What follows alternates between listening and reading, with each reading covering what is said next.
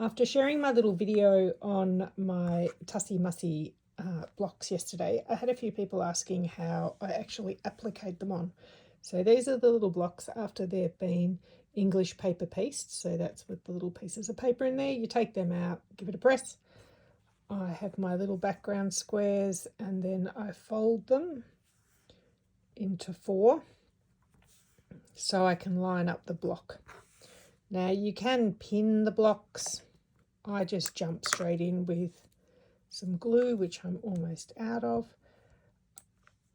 As you can see, there's no real rhyme to how I glue these on. I just make sure I've got some on each section.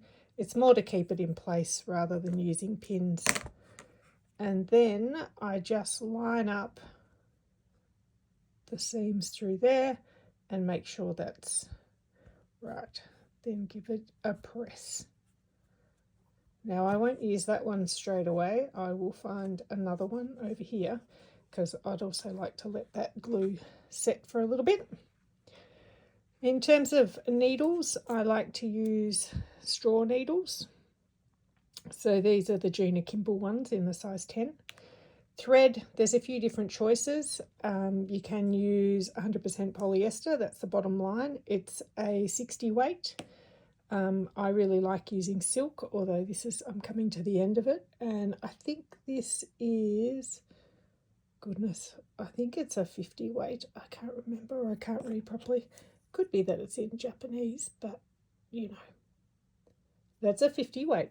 And then there's also the Orifil 100% cotton in the 80 weight, which works quite well.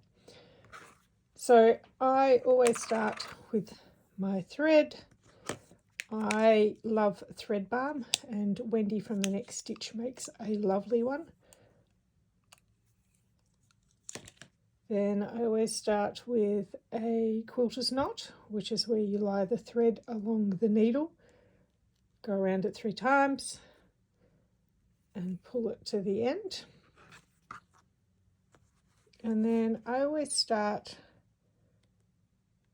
in a corner, and what we're trying to do is just grab, I always do a bit of an up and down for the first one.